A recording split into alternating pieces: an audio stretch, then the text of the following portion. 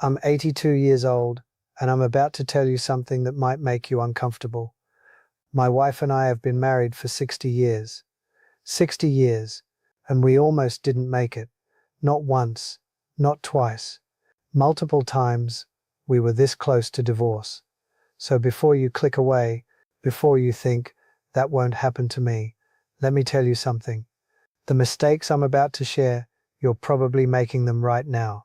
And if you don't stop, you're going to lose the person you love. Just like I almost did.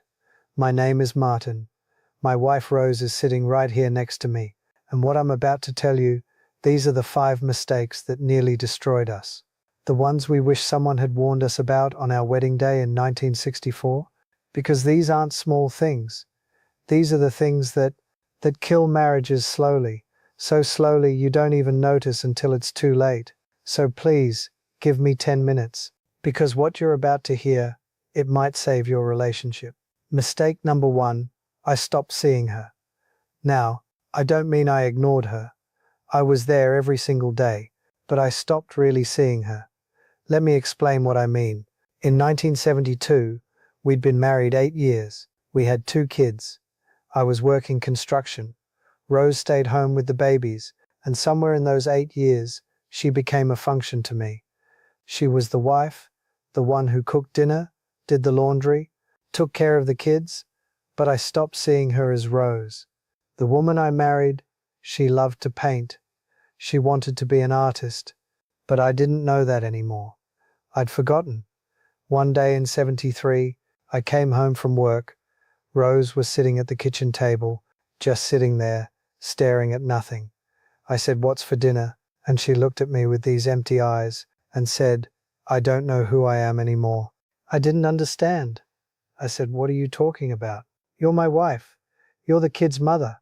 She started crying, said, "That's all I am to you, isn't it? A wife, a mother. You don't even see me anymore." And she was right. I'd stopped asking her about her day, stopped noticing when she was sad or happy. She'd become background, part of the house. That was the first time she said she wanted to leave. I had to learn to see her again, really see her, not as my wife, as Rose, a whole person with dreams and fears and thoughts that had nothing to do with me or the kids. I started asking her real questions again. What are you thinking about? What made you smile today? What do you miss? And I listened, actually listened. It saved us, that first time. Mistake number 2. I thought my feelings were more important than hers. This one, I'm ashamed of this one. In 1978, Rose's mother died.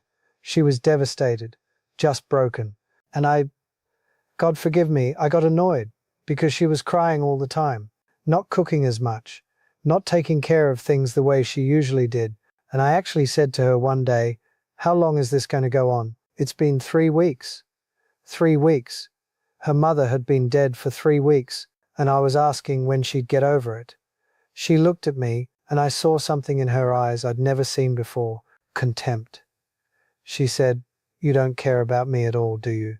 You just care about what I do for you." And she was right. I cared about how her grief affected me, not about her actual pain. I had to learn that her feelings, they're not about me.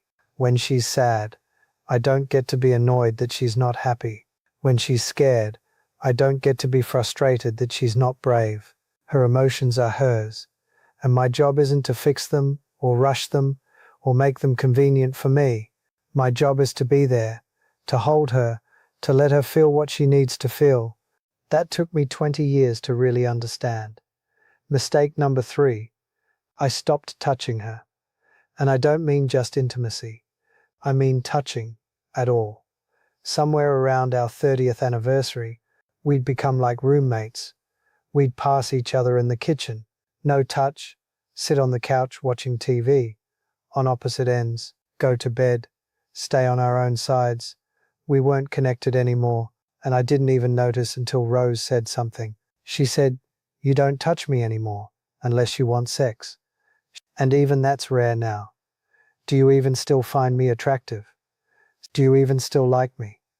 And I realized I couldn't remember the last time I'd held her hand, or hugged her just because, or kissed her forehead. or touched her shoulder when I walked past. We'd lost physical connection, the little touches that say, I'm here, you're mine, I love you. I started doing it again, intentionally. Hold her hand while we watch TV, kiss her on the head when I walk by, hug her. For no reason. Just hug her. It changed everything, because touch is a language, and I'd stopped speaking it. Mistake number 4. I prioritized everyone else over her.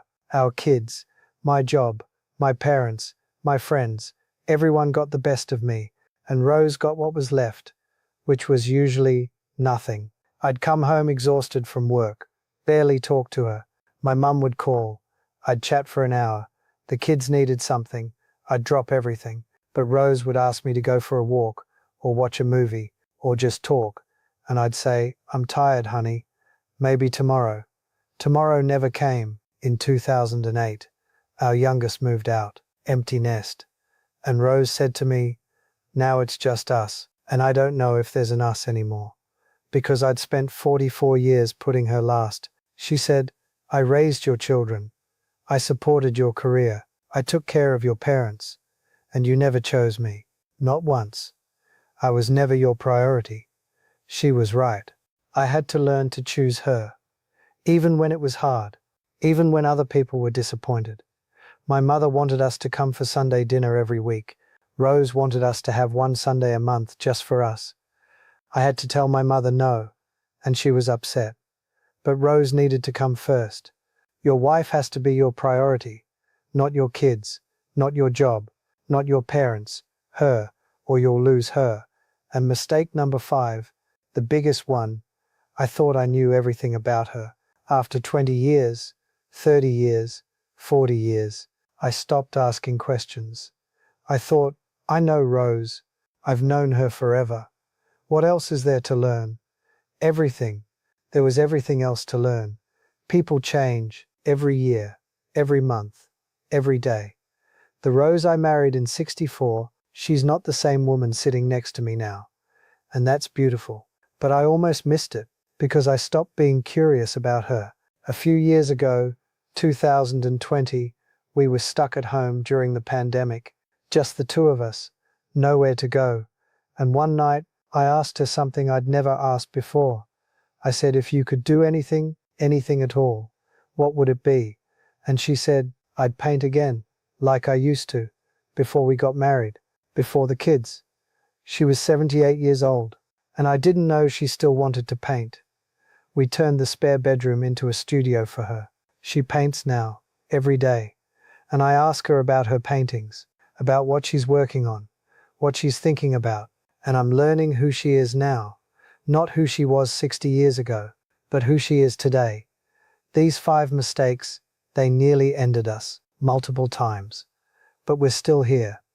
And you know why? Because we kept choosing each other. Even when it was hard, even when we didn't like each other very much, even when it would have been easier to walk away, we chose to stay. So let me tell you what I wish I'd known 60 years ago. See your partner, really see them, care about their feelings as much as your own. Touch them every single day. Make them your priority, always. And never stop being curious about who they're becoming. Because people change. And if you're not paying attention, you'll wake up one day married to a stranger. I'm 82 years old. Rose is 80. And after 60 years, I'm still learning how to love her better.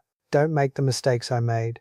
Don't wait 40 years to figure this out. Start now, today, this moment. See your wife, touch your wife, choose your wife, stay curious about your wife, because tomorrow isn't guaranteed, and 60 years, it goes faster than you think. If this helped you, share it with someone who needs to hear it. Leave a comment. Tell me which mistake hit you hardest. And when you're done watching this, go find your wife. Hug her, tell her you love her, ask her what she's been thinking about. And really listen to her answer. Because that's what keeps you together for 60 years. Not love, choice, choosing each other, every single day.